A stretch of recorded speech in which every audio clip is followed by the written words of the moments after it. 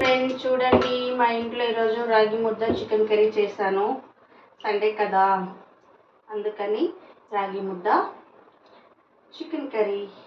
చూడండి ఫ్రెండ్స్, ఇది రాయలసీమ స్పెషల్ అన్నమాట. చూడండి, నేను ముద్ద చేస్తాను. చూడండి, రాగి ముద్ద చాలా వేడిగా ఉంది ఫ్రెండ్స్. చూడండి, రాగి ముద్ద. ఓకే, బొంబాయి కారపూసం. చూడండి, చికెన్ కర్రీ. ఓకే ఫ్రెండ్స్, ఓకేనా?